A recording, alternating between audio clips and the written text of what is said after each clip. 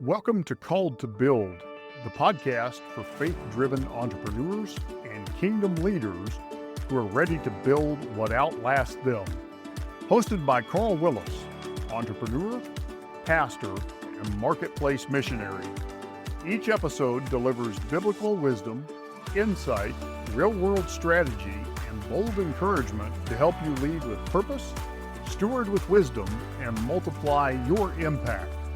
Because faith and business weren't meant to compete, they were meant to collide. Now, let's step into today's episode. Today's topic is turning small investments into wealth, and this is a guide to financial leverage. Now, let me start this video off with this disclaimer. I am not a financial advisor. I am not a tax attorney or a tax professional. And this video is not intended to be professional advice for you. You need to consult with your financial professional and tax advisor to determine what is appropriate for your particular situation. That being said, let's dive into the topic.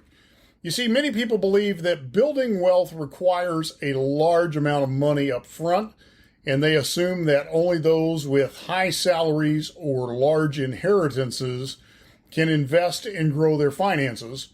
And the truth is that wealth is often built through small, consistent investments over time.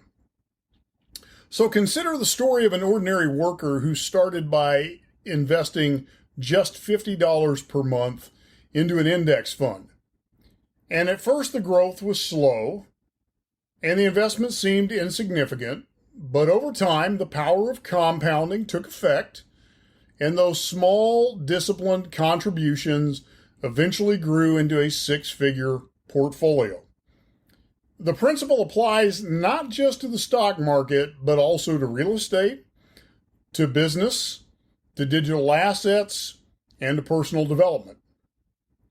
And so when managed wisely, small investments can create substantial financial growth.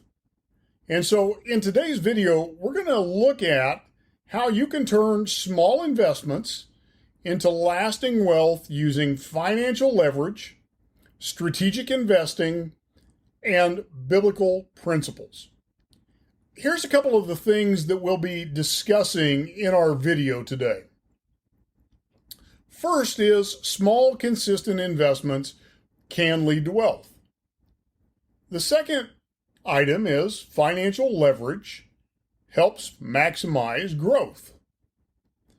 The third point is diversification and multiple income streams reduce risk.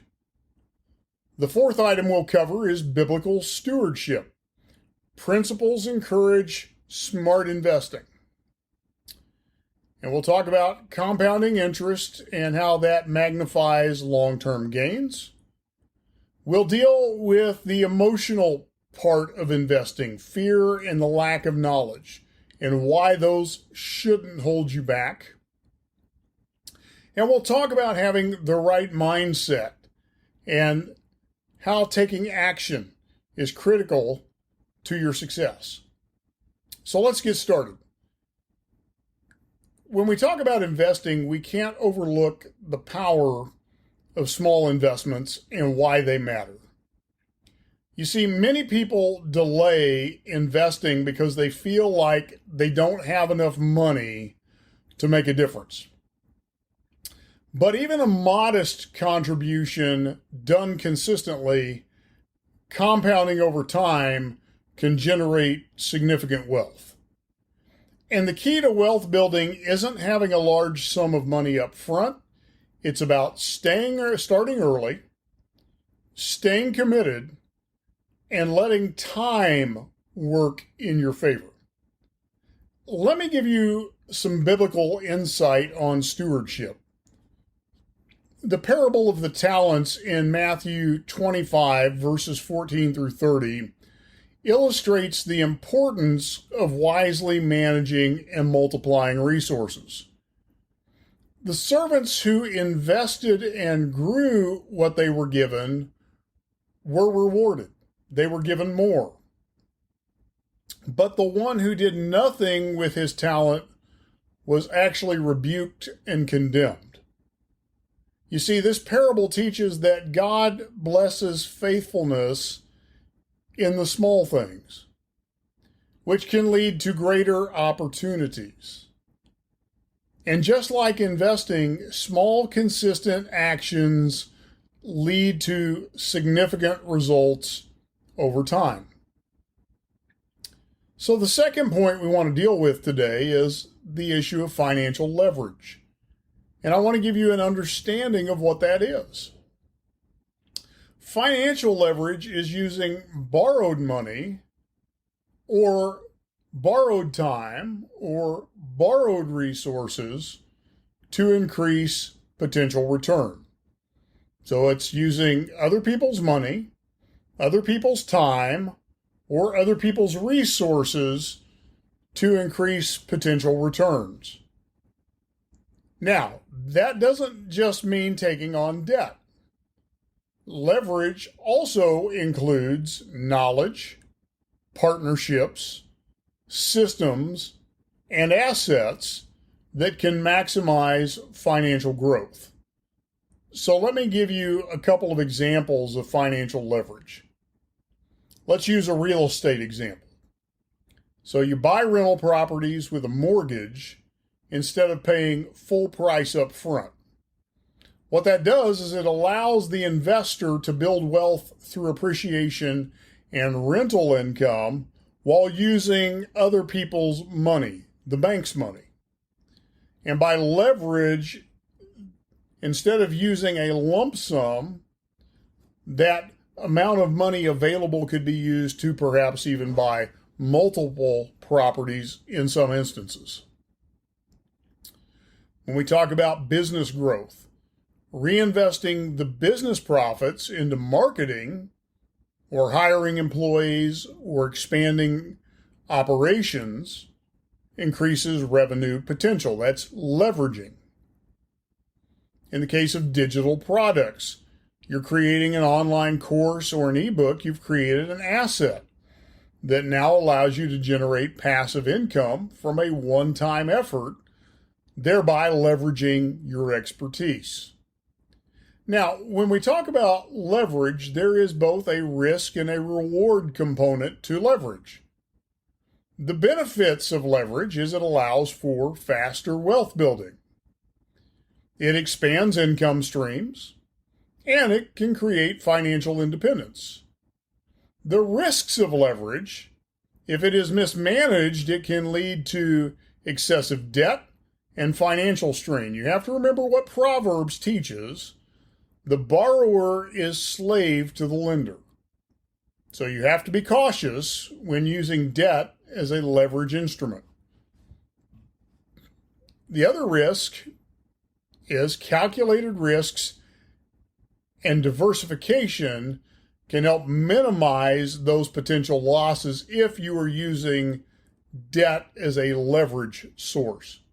So you have to know the risk, and you have to diversify to minimize that risk. By understanding and applying financial leverage wisely, you can grow your investments exponentially while minimizing unnecessary risks. And that's what I want to stress, unnecessary risks. Risk for the sake of risk is foolishness. Now, the third point we want to look at is some practical ways to start investing small. Number one, start with low-cost investments. Even with a small budget, you can begin building wealth in multiple ways. For example, in the stock market, you could start investing in index funds, exchange-traded funds or ETFs, or dividend-paying stocks with as little as $25 to $50 a month. And if you're new to stock investing, you can start with an account on a platform like Robinhood, which is a commission-free investing platform, for as little as $25 a month. In fact, on Robinhood, you can buy fractions of stocks for $1. So you can start small. Again, I'm not giving financial advice, and I'm not giving advice on which platform you use. Robinhood's one I use, so I'm giving you that as an option there. Real estate. You can consider real estate investment trusts, which are also traded on places like Robinhood or in a brokerage account. If you're not ready to buy property outright, that's a great way to do it because you don't have to have thousands upon thousands of dollars. Another option is something that I've invested in. It's called Lofty AI, and it is a tokenized version of real estate investing with fractional ownership. And so you can buy a portion of a property, and fractions of that ownership are $50 per token. You can have business ventures, launch a low-cost online business, consulting service, e-commerce store, network marketing business, affiliate marketing business, any of those things. Digital assets, create and sell ebooks, online courses, design templates, all for passive income. Then you want to use the power of compounding. The earlier you start, the greater the impact of compound interest. So for example, if you invest $50 at an 8% annual return that is compounded, it grows to over $100,000 in 30 years. And what it does is it creates a snowball effect. Small, regular contributions exponentially increase over time. Third, you want to leverage other people's money wisely.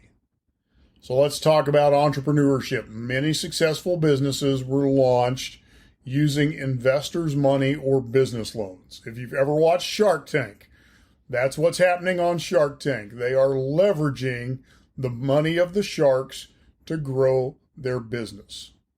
Real estate investing, using a mortgage to acquire rental properties, allows you to generate rental income while building equity. This is a leverage tool that we use in our real estate portfolio. Smart credit use.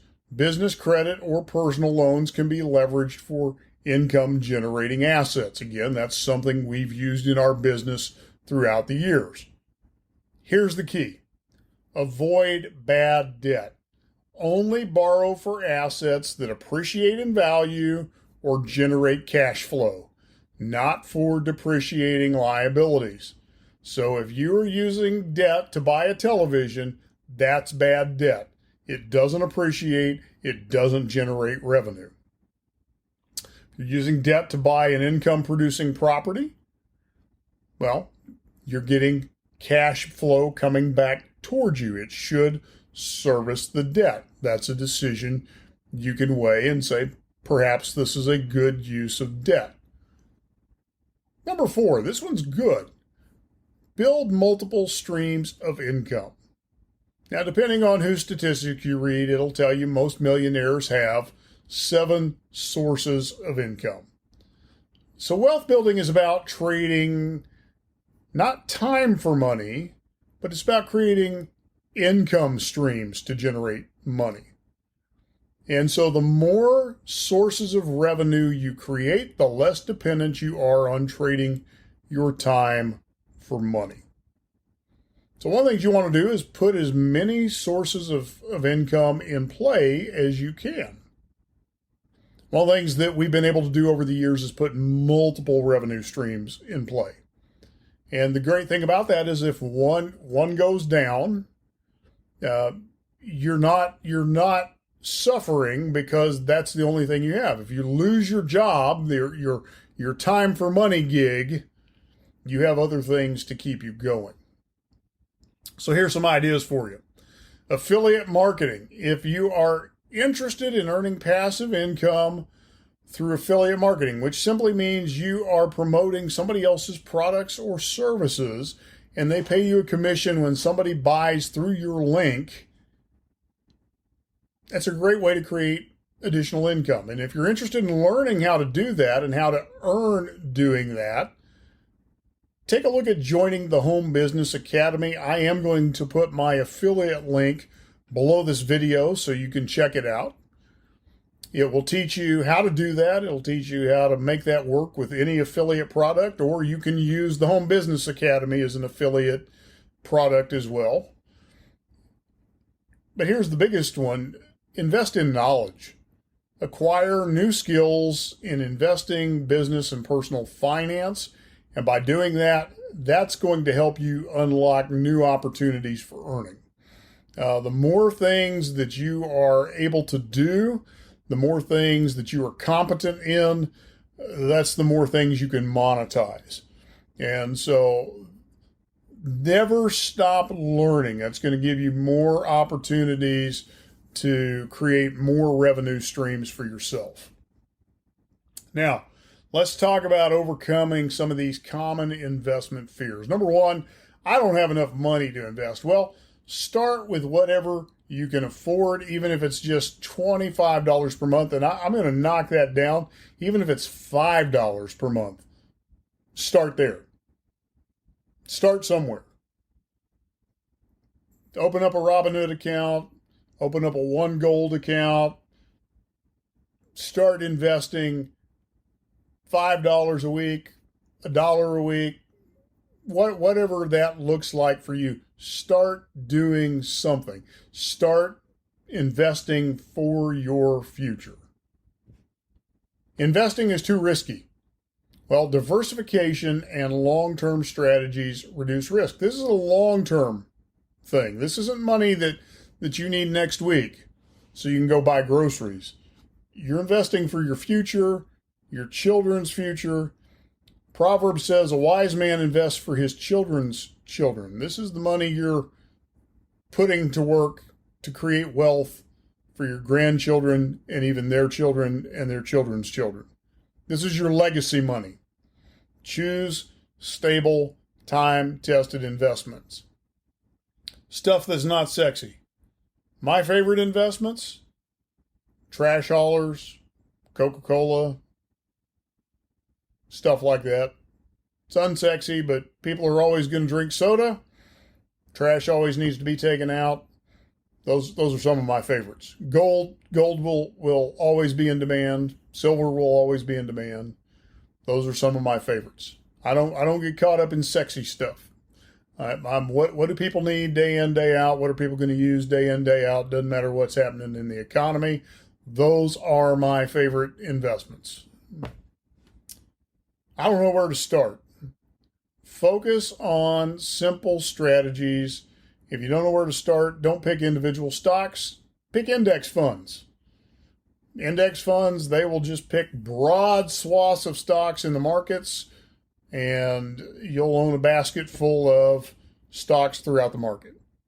You can have index funds that are across the market. You can have index funds of real estate, passive income streams. Pick simple strategies. Simple strategies. Keep it simple. Biblical encouragement for you in this: Proverbs 13:11. Don't go for the quick hit. Wealth gained hastily will dwindle, but whoever gathers little by little will increase it. We lost everything in 2009, 10, and a good chunk of 2011, and basically rebuilt from there. We started rebuilding at $50 a month, and have been able to build some pretty amazing things since then. So little by little, it will grow. Just be diligent. See, this verse reminds us that slow, consistent growth leads to lasting wealth, whereas get-rich-quick schemes will generally fail. Most of the time, they fail. So as we wrap this up, you don't need a fortune to start building wealth. You do need the right mindset, and you do need to take consistent action. Small investments, when they are leveraged wisely, can grow into significant financial resources over time. What you need to do is take the first step today, whether that's investing a small amount in the stock market, starting a side hustle, or setting up a savings plan. So the question for you is, what's one small investment step you can take this week? And by applying the principles of financial leverage and wise stewardship, you can create lasting wealth, not just for yourself, but for future generations, and more importantly, for kingdom impact. And let me just add this on as we finish up. In the parable of the talents, one of the things that Jesus said was that to each steward, what was given to them according to their abilities. So if you want to be entrusted with more by God, start sharpening your abilities. Become a student of money. Become a student of business. Become a student of investment. Become a student of finance. Because the more capable you are, the more you can be entrusted with. Just a few thoughts for you today. Thanks for tuning in, and I look forward to talking with you in the next video. Thanks for tuning in to Called to Build. If this episode challenged or encouraged you, take a moment to subscribe, leave a review, and share it with another faith-driven leader who's ready to rise. To go deeper, visit carlwillis.com for tools, training, and resources that will help you lead with purpose, steward with wisdom, and build what outlasts you. Remember, you weren't called to compete, you were called to build. Until next time, keep building what matters.